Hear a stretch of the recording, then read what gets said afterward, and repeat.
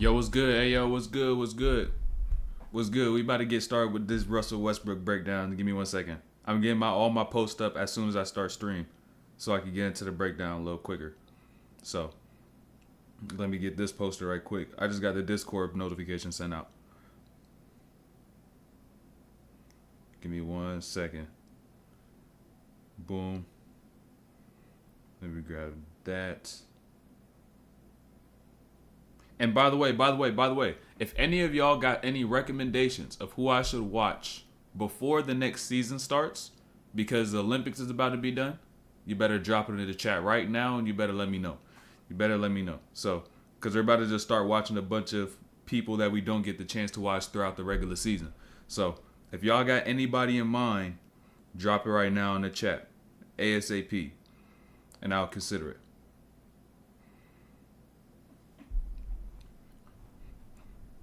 How do I become the second coming of Russell Westbrook? You got to be picked by God, bro. You got to be picked by God, and it's low-key hot as shit in here. Let me turn off that. You got to be picked by God, man. It's not your choice. It's not your decision to make. Yo, what's good, Zaries? Been a minute. Indeed, it's been a minute. I was just talking about Russ. Russ gets mentioned oftentimes, man. Russ gets mentioned all the time. It's hard to talk about point guards, especially when you talk about the best point guards that there's been, without mentioning Russ. It's hard to, bro. It's hard. It's very difficult to do that. Turn that down a little bit. But yeah, what's good, Magic? And by the way, where do y'all have prime Russ ranked all time? Like, best point guards, like in his peak. I'm not talking about his total career and everything he's done, but his peak, prime Russ. Where does he rank amongst point guards of all time? We got fake beef until you explain what you mean about Tony Parker not being a scoring point guard.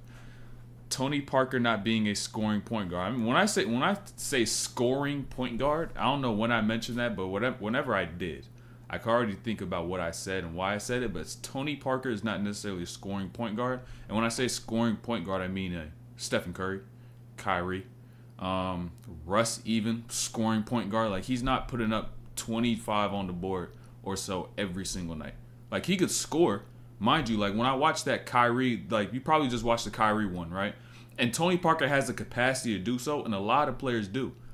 But it's not like you're going to do it every single night and he's going to cook you, right? He can match it at times, but it's not going to be his thing every single time to go at you and get buckets. Is Russ overjudged? He's overhated. Let me say that. He's overhated. It's for no reason, and it's goofy.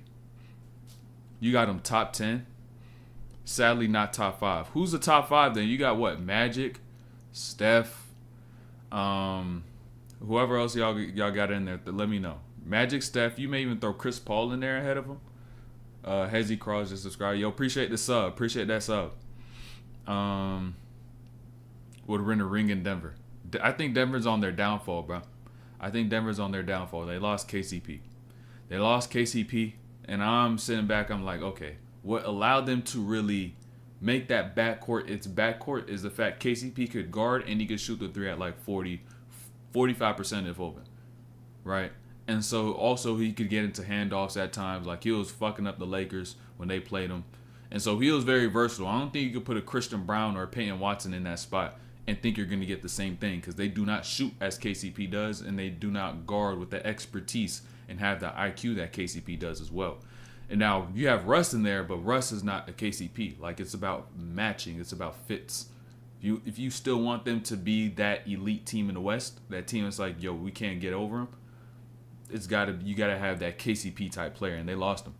We snagged him though. We snagged him. I ain't mad because you see the jacket. I ain't mad at all.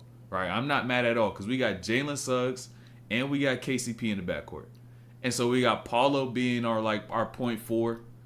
Come on, man. I like that. We snagged him. We had to snag him. Both having 17. I'm talking about, yeah, like I was saying, I'm talking about consistency. Russell's turnovers are crazy, though. He wasn't crazy in this game. Russell's turnovers were not crazy in this game. He did not turn the ball over that much. He had a few of them, but nothing crazy. Steph, Magic, Zeke, okay, Oscar. You got Oscar, Magic. Have you even watched Oscar Robertson play? Have you watched them play at like ever in your life? Because you got to watch someone play and you got to understand the landscape of it before you decide to put someone like Russ behind. For me, that's kind of crazy. That's kind of crazy, but that's just me. That's just me. So I don't like when people throw in names of people of the past who you've only known about by word of mouth. You've only heard word of mouth and you've only seen stats. And mind you, Russ has done broke all the records that he got as a point guard in modern game. So I don't know. I don't know. If you gotta do your research. That's all I gotta say. You do your research. Don't got a time where he's better than Russ. I just said CP3 because a lot of people like the pure point guard aspect of things. A lot of people are like, oh, I'll rock with the pure point guard before I go with the Russ, who's gonna be extremely dynamic and control the game in various ways. And so a lot of people like to judge a point guard based upon the skill set, instead of like your dominance, essentially, overall skill level, regardless of what position you play. Any advice to help increase my range and also drills for being a threat on the 3-point, how to shoot them accurately? I have a shooting program, Nate. I have a shooting program in the community. And I'm going to be putting some like little stuff in the Discord, but the full workouts, weight room, on court, all that stuff, it's all going to be in the community. So make sure you go ahead and join the description. But for increasing range, that's a topic I need to cover as well. I need to cover that topic more in depth, let me say. Athletic point guards, because most of them are relying on athleticism. Yeah, I mean, you could prevent it. I just don't think people take the measures necessary to limit the amount of injuries they get. Like, they just have all this athleticism but don't know how to protect it. Like, you have all these diamonds, but you're protecting it with a JanSport backpack. Like, that's not a smart thing to do. Like, you got to have something that's going to actually protect it, prevent it from breaking, prevent it from getting stolen, all that stuff. So it's like putting money in a safe versus putting money in a fanny pack. You know, same amount of money, just protecting it different. So that's ultimately boils down to what you're doing on a day-to-day basis, what you eat, your workout routines, all that stuff. 30-point triple though. There's no way CP3 is better. Okay, I just threw a name out there, man. I just threw a name out there. Chris Paul, Steve Nash, and John Stockton.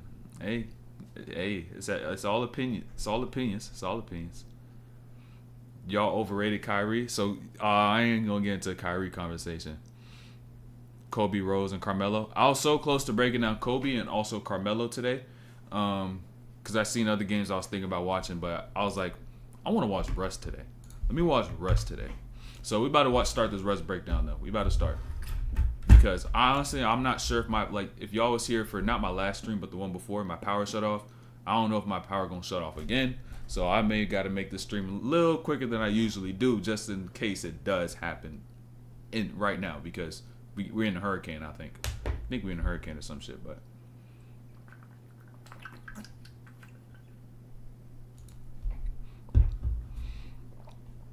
Is Brown a point guard technically? People don't want to have that conversation. Kobe first, bro. I done did so many Kobe breakdowns in the past, but I'm gonna do so many more going forward. But let's get started with this Russell Westbrook one though. This is gonna be the start. This is the first one of the summer. That's like throwback. Actually, the Kyrie one was the first one. This is gonna be the second one, but we about to watch a lot more. Only like 2 Olympic games left, and I want y'all, before I even start this, right? Before I start this, I have 2 things I need to say. So disclaimers before you even begin to break down. First, if you're watching this to get better, if you're watching this to improve, you don't got to memorize every single concept that I say with every single clip that I bring up. Do not try to take 25, 30 concepts, right? And then try to go work out and try to remember all 25 to 30. Only take about 1 to 2. Take the 1 or 2 that directly correlate with your game and what spots you get in, the type of defenses you might see, the things you could use. So if I say something about Russ, then it's now your job to discern what I say and see if that's what you should do for your game as well. Instead of trying to take everything in all at once. No diddy, right? And so that there. And 2, for the Olympics, I may not be breaking down all the games on stream. And so I may be doing some off-stream breakdowns that I'll upload this video. So make sure y'all subscribe. Make sure y'all got your notifications turned on. because I might drop a breakdown that was never streamed because I recorded it off stream. So make sure y'all stay tuned for that. But let's talk. It's time to get to Russ.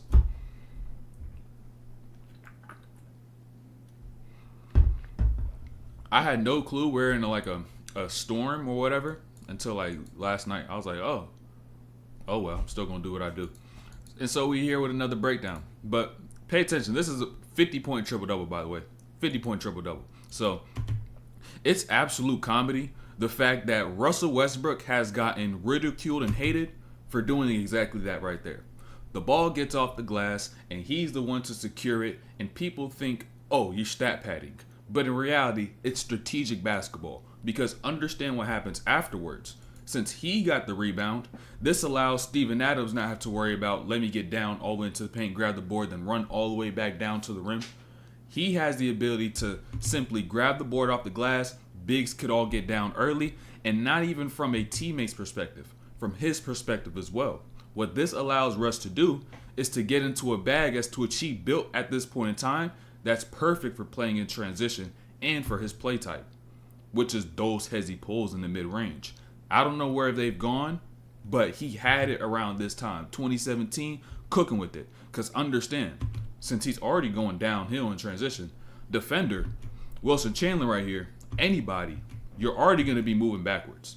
So now, if I already got the ball in hand, I got my own rhythm, I don't got to ask somebody for the ball, I can now just tap into this bag immediately and get quick offense. And he's able to do that every single time down there, really, if he wanted to. If he wanted to take that heavy pull. And now, remember what I was talking about with Steven Adams, right? I want to talk about how, not just as a player and Russ getting the rebounds and made it easier for him, Steven Adams on his own part made the game a lot easier for Russ. Particularly with the way he's able to set screens, not just in the half court, but watch what he does in the full court, since Russ once again got another rebound. Steven Adams just runs the middle of the floor, reads the defense, and sees, okay, how could I best make Russ a threat in this situation, right? Stops in the middle, sets a screen right there, hits Jamal Murray, unorthodox screen, no communication, cut along that baseline to Roberson because you know he ain't gonna shoot no threes, and he just gets a layup. He just gets a layup. That dynamic between Russ and Steven Adams, people don't understand how important Steven Adams is for Russ's success. And just overall, whether it could be any big, right? But just having the right big that knows your game and will set you up and not worry about getting the numbers and getting the stats, that's perfect to have, especially with someone who has Russ's level of gravity. Russ. Yo, what's good, Zay? What's good? Steven Adams equals brick wall. Like, 2K should put a picture of Steven Adams as a brick wall, like, as a brick wall badge. Like, just to put a picture of Steven Adams. He's like the epitome of a brick wall. Like, put him in just a bunch of different colors. All the way up to purple, whatever they be having nowadays. I haven't played 2K in like 2 years, bro. But peep this as well, right? Look, watch Russ, right? There's 5 defenders on the floor, but only 2 of them matter. First is Jamal Murray, because this action is being run from Oladipo, who should be running across the top. But since Jamal Murray decides to top guard Oladipo, the second defender you got to worry about is the weak side defender to see if they're tagging, because the space that you have is right here next to the rim. And so since there's no tag and there's a top lock over there, boom, lob that to Oladipo, he gets a 2. High level playmaking, right? Not just there, but it's also within the little details like this, just coming off a basic step-up screen, right? So Russ has this in the mid-range. And by the way, this is the first screen that he's getting thus far, really in the half court, particularly in the mid-range. And so it's important that you understand the coverage that you're going to get by understanding the type of pace you need to have. And so when Russ gets off this screen, he's not going to premeditate himself, turn the corner, get into the rim. He's just going to read Jokic and see, all right, how fast is he going to be stepping up? Where is he going to be going to? And so he takes one dribble that's taking himself to half court so he doesn't close up the space between him and Jokic. And now he's able to throw that over the top to Steven Adams. And now Adams is able to go up, smaller defender, hook that over the top.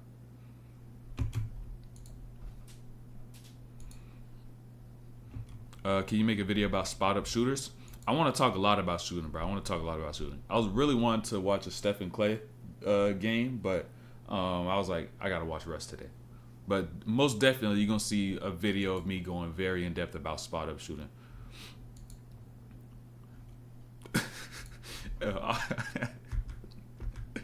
There's 80. Austin Reeves is at 88 in 2K25. You got to be trolling. He averages like 14 points a game.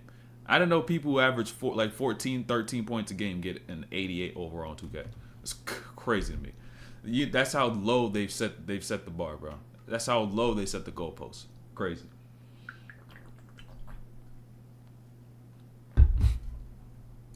On bro, they glazing. But peep this as well, right? Notice. The reason why Russ even had 50 in this game is because he was able to get shots like these going, right? He's in the mid-range, one dribble to that left side, step back, soft touch, drops in, right? He took that midi there. You've seen the midi that he had to start the game. Coming down in transition, once again, Hezzy pull out the right hand as a righty. And if you hoop, you know that same hand pickup off a Hezzy pull is unorthodox. The opposite hand is way more comfortable in the flow, but Russ, he likes to go with that right. And so you've seen thus far, this is about 5 minutes in, and now this next possession down, this is, or not 5 minutes in, 7 minutes in. And now this is 9 minutes in, 3 minutes left in the game, or in the first quarter. Russ now gets this off the glass, and this is going to be the very first time throughout this whole game that he actually went to the rim and tried to get a layup. Y'all got to understand, his threat is finishing at the rim. But when you've got yourself so good at a single skill, then you decide to add another layer. Once it's already been established that the defense is taking away all these parts of my game, right? They know I'm so good at this, I'm going to take this away. You add that next layer because that's the next thing that's going to be available. You don't just add a layer to your game just because you want it, because you've been decent, you're mediocre at one skill, so now you want to go to another one just so you could be more mentally stimulated in your workouts and just try new things. If you really want to become a threat in the game, you got to add layers according to what the defense takes away. And once you really become a threat at whatever your specialty is, then look at that next layer. And so with Russ, then he got himself to a point where he had all this athleticism, high school, college, early years in the league. They're starting to take all that shit away. So he was like, okay, I got to go and reassess. I got to get this mid-range. I got to get this pull-up. Now, I don't know where the pull-up has gone because now we're in 2024, August 5th. And I don't think it's been found since like maybe 2021, 2020. It's just slowly disintegrated as time went along. But if Russ still had that till this day, he'd be cooking, bro. He'd be cooking. He'd damn near probably be getting like 15 mil. If Russ had a 3-point shot now, he'll be getting 15 mil. I know that damn well. A video about Marco Bellinelli. I feel like there's better options. I feel like there may be better options. Go with the right hezzy. Yeah, that right hezzy pull, but that's weird though. That's weird. I don't mind it personally, like me as a hooper, but that left still feel better. I'm living in Jacksonville and there's a hurricane, but the stream is buffering for you. Stream lagging, stream good for you. Okay. Prime Harden is definitely on the list. Let me just double check. Let me double check my stream is solid. It's all good on my part. Just had to double check, man. We all good. Make sure y'all hit that like button as well. Got to make sure DOR go to the moon. Prime Harden, yeah. Prime Harden, I seen his 60-point triple-double game. I was thinking about watching it. Yeah, like the right hezzy pull and then also the right left off a curl. So sometimes even, not really off a drill pull-up, but off of curls though, because your feet are already slanted. Like if you shoot with a slant, right? If you shoot with a slight slant, going over your right shoulder when you do certain things, or going with a pull-up maybe with your right hand may feel a little more comfortable. Because, or particularly with the curl, because your feet are already going to be set as they need to. So, favorite player? Kobe then Kyrie. But here too, let's get back to Russ. Let's get back to Russ's little cookout. Get back to his cookout. And so, a lot of y'all think the only way you could create space is by going away from somebody. But if you want to be a threat, particularly when you attack the rim, you have to go through somebody to create that space. So when Russ is in this post-up, watch this next bump that he takes. He hits Gary Harris, and then he forces him to go back, and now his hands go straight up because he doesn't want to foul, and he's created this space so that he could get up into a shot. So if you want to actually get lays, you want to get floats, it's going to require you to develop a level of mental toughness and fortitude and seek contact, embrace all contact, and then also work on it so you can be able to finish through all the contact.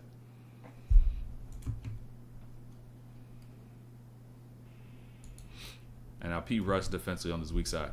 This is the only defensive play I got from Russ this entire game. This is the only one. I kid you not, this is the only one. So, Pete this, right? So, Prime Russ didn't play a lot of defense because how much he had to do on offense.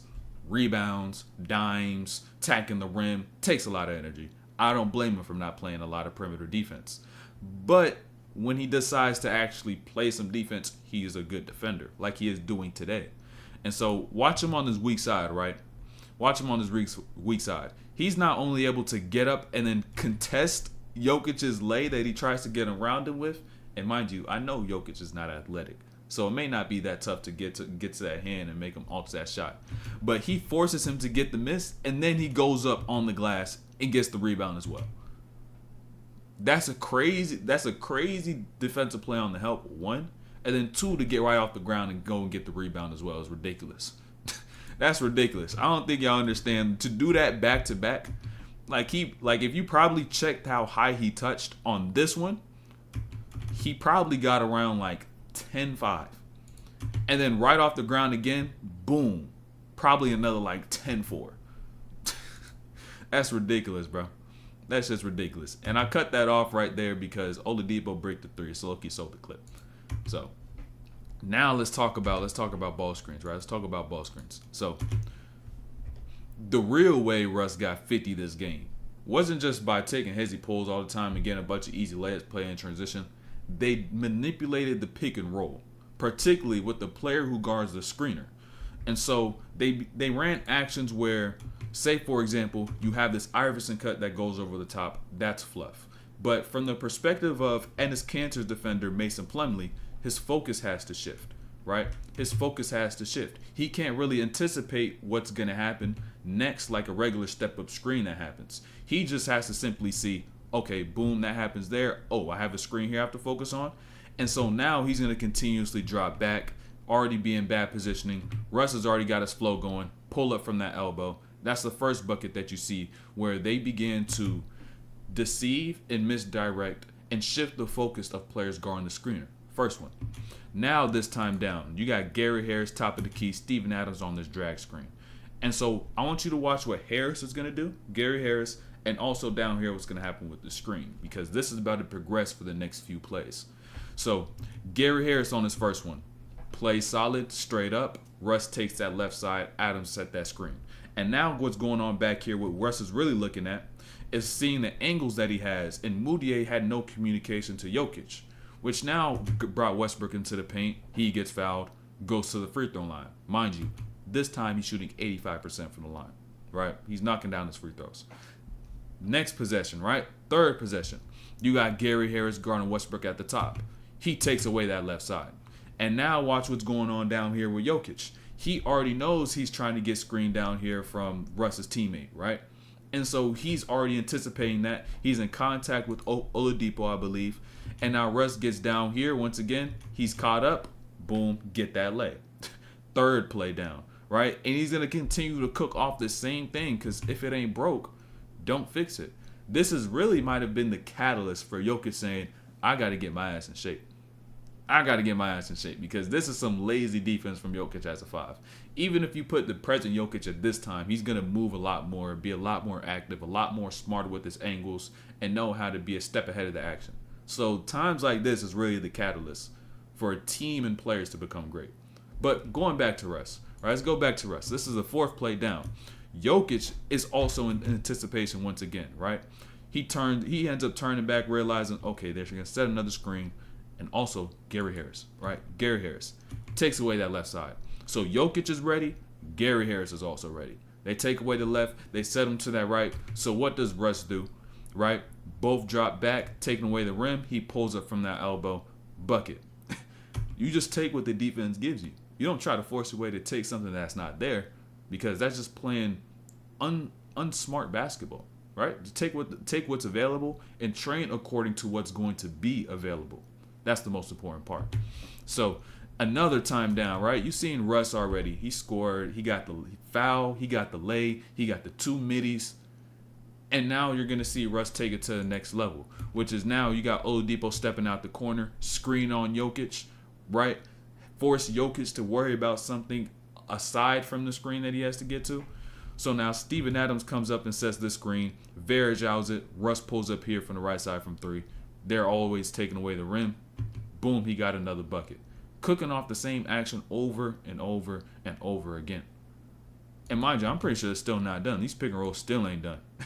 These still ain't done. So what you're going to see now is instead of having this action off the ball that's going to misdirect possibly or just simply engage and force a shift in focus out of Jokic, what you're just going to see is a basic step-up screen. And the way Russ is able to read that is also going to allow him to get a few easy buckets. So you got Adams on the step-up screen with Jokic. Watch what Jokic does and watch what Gary Harris does right now. They both pick left, right? You both pick left. And so in order for a ball screen defensive coverage on a ball screen to work, the person on the ball and the person guarding the screener have to be on opposite sides, right? One person has to force them away, so then you could take one thing away and lead them to where your help is. But since they both pick left, Russ is able to recognize the 2 of them.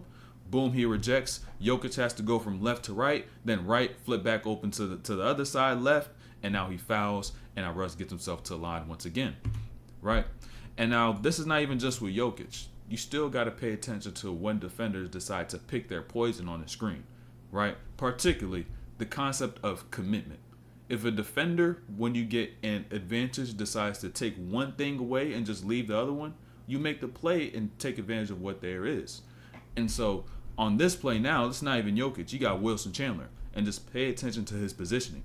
When Russ gets left, he's directly in front of Russ. He's not halfway between Taj Gibson and his role in Russ. He's directly in front of Russ, which shows you he wants to take away Russ's ability to get to the rim. Because if you try to play in that gray area, Russ is going to get further down. Pick your poison. And so now Russ sees this early slip out right here by Taj. Boom, float right there in the middle of the paint, short roll, bucket. And mind you, now we got Jokic back into his action, right? We got Jokic back into his action. And this move right here will do you wonders as a guard, right? Because it does multiple things for you. Multiple things and puts a lot of pressures, offense and defense. So pay attention. So anytime you use this escape dribble off of a screen, it does 3 things. First, it allows you to create more space as a ball handler, right? So instead of being at the middle top of the key like Russ was, he's now outside of the slot, outside the elbow, right? 1. 2, it now forces the defense to play defense over a larger area. And when you have to cover more area, it makes it harder to play defense because there's just more room, right? And 3, if you want to get into your shot like Russ is, if you want to get into your shot, if you have that shot, it's this right here is also going to give you rhythm to get into it. Just that little twitch of the feet, that step 1, 2 into your shot, if you're going to take that shot, will give you rhythm. Does all those 3 things just by you deciding to utilize the space that you have when you come off these screens. Now I believe we got Mason Plumlee over here. Or no, that's a couple plays down. We got a few more plays. We got some more pick and rolls coming later with Mason Plumlee. But best way to work on IQ when you could pick up with players who are worse than you and may not be able to knock down shots and understand when to cut. Teach them. Learn how to lead. Learn how to lead. You know, certain places call for certain things as to what you can improve on.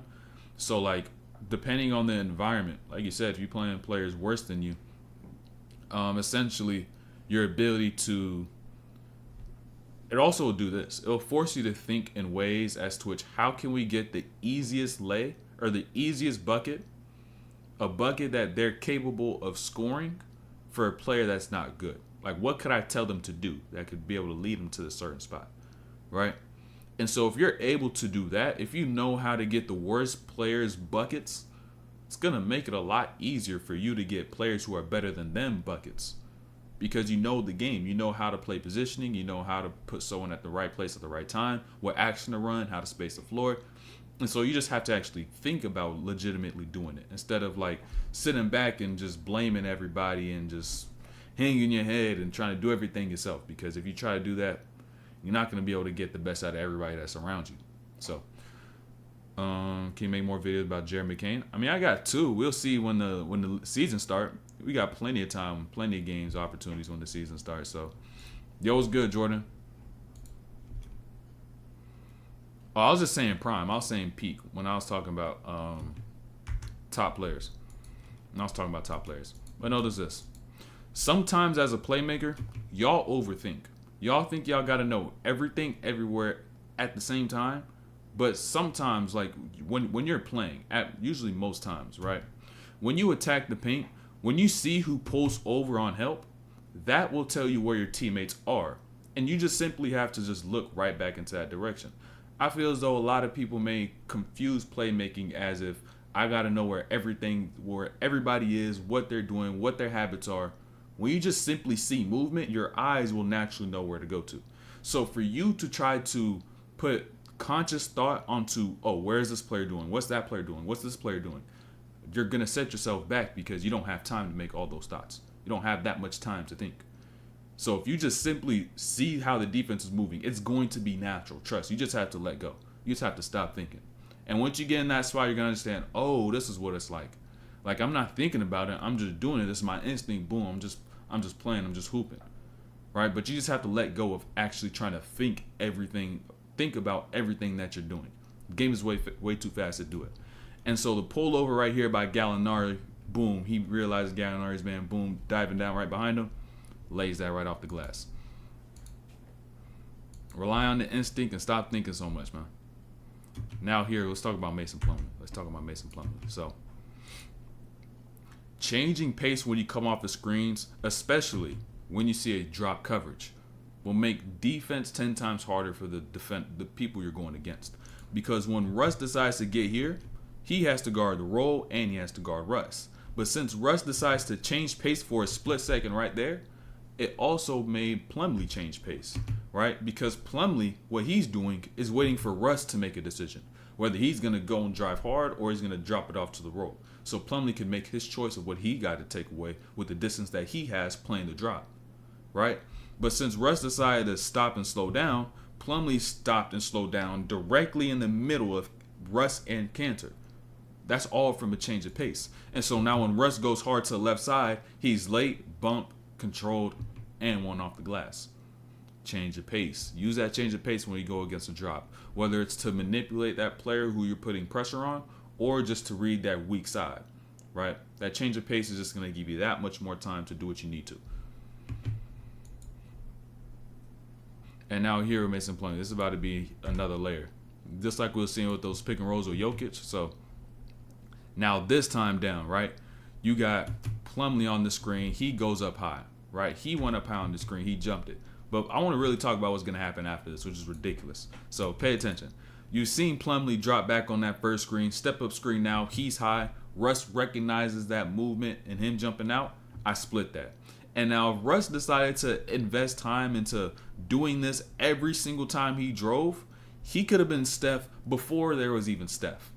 Like, if Russ really did that consistently, GG's. Because you got someone who's coming down the lane like a train. Boom, coming down there. Kicking the ball out, speed, quickness, all that gets right out to the three-point line. You forget about him, relocate, shot. That would be ridiculous. Insane.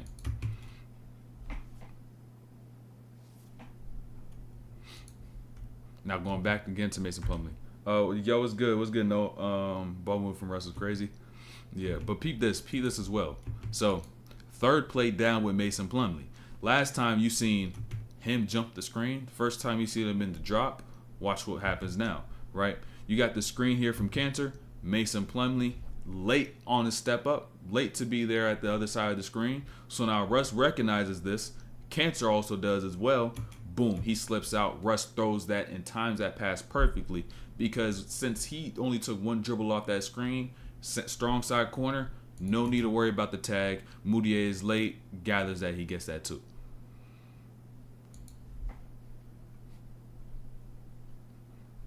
And now hero Russ. These are the little things. I remember I had a question in the Discord. If y'all not in the Discord, make sure you go to the description and join the Discord. That's where I answer all questions off stream, drop workouts and stuff. Make sure y'all go join the description.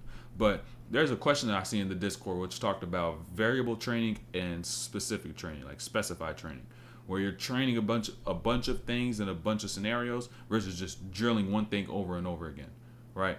And this is one of the scenarios as to which this is something you should drill. Right, so this is how you understand the thing as to which you should constantly get reps in. So just knowing Russ's game, downhill force, speed, all that, right? And so for Russ to go in the gym and now decide to shoot that shot if you wanted to 1,000 times over would be a smart thing to do, because you're going to see yourself in that scenario so many times, countless times, that you're going to need to have this shot at those times. Because you're going to get the ball off the glass. You're going to come down on your lane. And now if you want that shot, if you feel that shot, you can take it. It's a situation he gets himself in oftentimes, which now justifies the reason he will take that. He'll work on that shot so much so that he could take that shot. Because it will be available so often.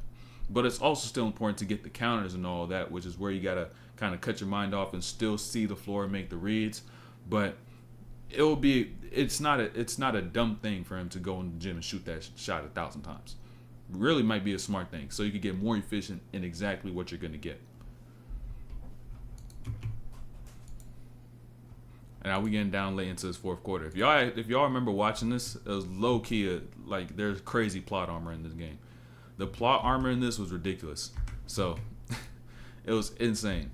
And I even want you to think about Russ's stats as well, the way he's even put up numbers, right? Mind you, this season, Russ averaged 31, 10, and 10. And this is the type of defense he was facing when he attacked, right? And it's not because Russ is such a great interior force that you'll help strong side corner and not even try to close out on the corner. It was because they had no shooters. They had no shooters on that squad. And Russ still found his way to get 10 assists despite them always knowing the ball is going to find its way into the paint. That's ridiculous. That is ridiculous. Every game plan knew Russ was going to get into the lane, bro. Every single one of them. So this play is low-key cut off short. But remember one of the plays I showed you earlier with Oladipo, right? So now, late game, right?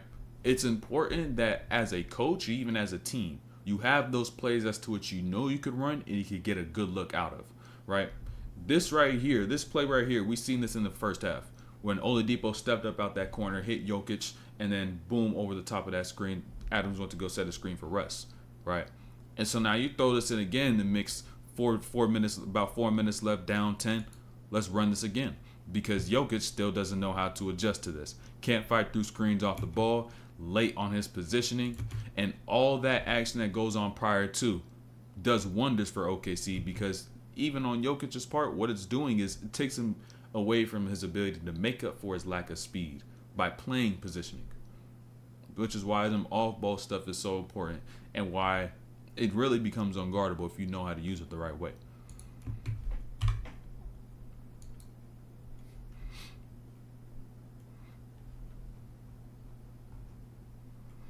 You said Magic to improve their spacing? Indeed we do. We got KCP, we got KCP, we good. But peep this as well, right? I want to go back to Steven Adams. A lot of people still going to overlook what Steven Adams has done for this OKC team. Because watch what he does, right? Russ comes down this left side. Adams stops right in the middle of the floor because he knows Jamal Murray's going to try to pick up on Russ. So boom, I set that screen in transition, and now Russ just sees Danilo Gallinari in front of him in transition. And he just hits him with that Euro to that right side of the rim. Y'all really got to understand, right? The reason why Russ got so many triple doubles is not because he was stat padding. It was because of Steven Adams. Watch him. He tells Russ to come to the middle of the floor, right? So now he gets to the middle. And Steven Adams steps up as if he's going to go and set a step-up screen, but he realizes, oh shit, Russ already got his angle. So instead of screening Gary Harris, I'm going to drop low, screen Jokic, because he's the only person who could stop Russ at that point in time. High-level plays. Russ had not just an elite screener, but an unselfish big, right? Because since Russ was getting all these boards off the glass, Steven Adams could have said, "Oh, I need those boards for me because that's how I get paid." Right? They see the amount of rebounds I average. Boom, I can now get more money. I play in the league longer. But Adams was like, "No, it's just a smarter thing to do. You go ahead and get the boards off the glass. I'll just get down, boom, get there early, and I'll even make up for it, as a matter of fact, since I got down so early, by getting offensive rebounds. I make my positioning early. I use my sumo strength that I got down there to move people out the way to dislodge defenders, and now I can get it off the offensive glass because my positioning is so good." And so for him to have a Steven Adams right next to him as a big, instead of having a big who wants to stack everything off the glass and always want to play for his, is such a difference maker. And it's what's allowed Russ's time in OKC to be that much easier.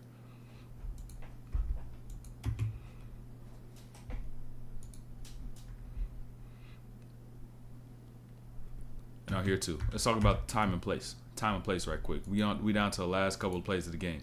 So understand, you got about 55 seconds left in the game. OKC down 7.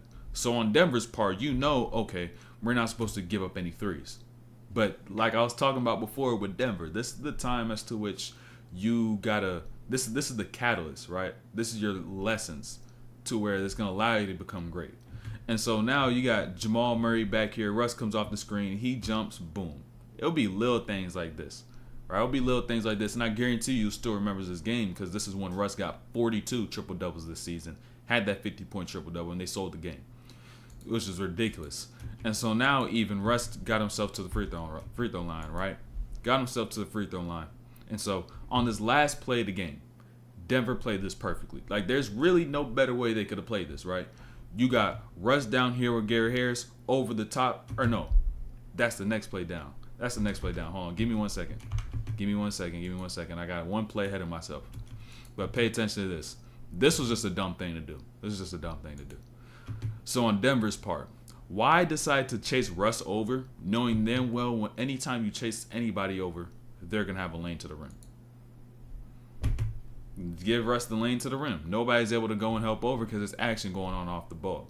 And now this is about to be the last play of the game after they get this stop down here. After Russ does what people like to call stat padding. But this is where you appreciate a player like Russ, because he actually decided to come down there and snag the ball off the glass instead of sitting there and waiting for someone else to get it, right? Instead of waiting for someone else to get it, he went and got it himself. And so pay attention. Last play. 3 seconds left into the game. Watch how they guard Russ, right? Gary Harris, he drops down, switch here to Gallinari, right? He goes up, switch once again. Jamal Murray got Westbrook. He goes all the way to half court, doesn't get it.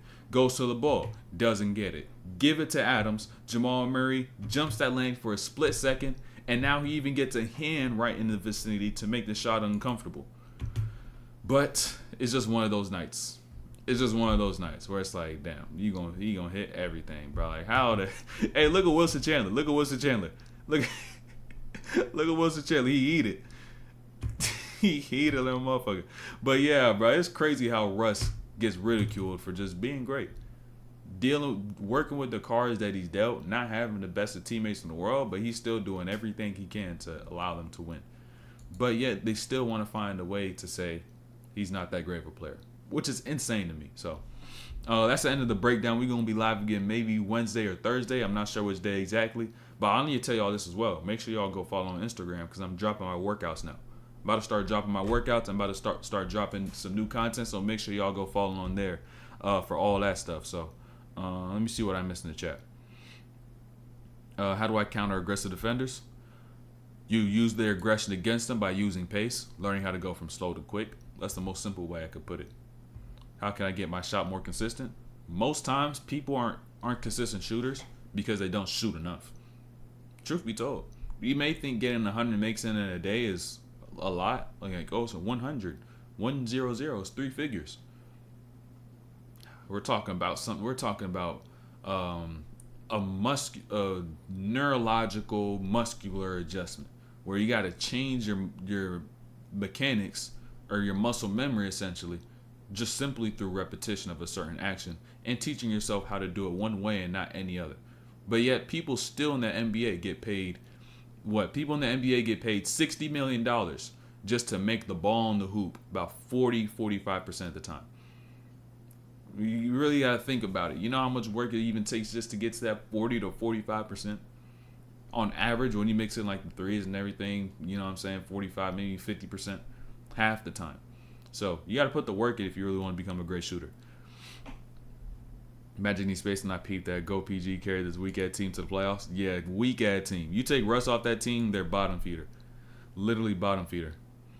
How could I get basketball strong and physical? Follow my Instagram, bro. Follow me on Instagram. I'm about to start posting my workouts. Follow on Instagram, join the Discord, and if you're really about it, join the school community because that's where I got all the full-length workouts, the routines, each muscle group, what days to do what, all that little stuff. So that's why John Adams play well with each other. Exactly. Videos about Trae Young.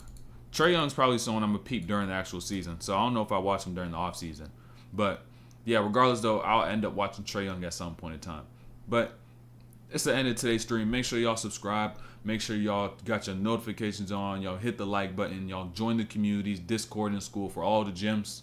And make sure you sacrifice your present self and invest into your future self. And do everything you need to do to get to where you're here to be. So discipline or regret. You choose.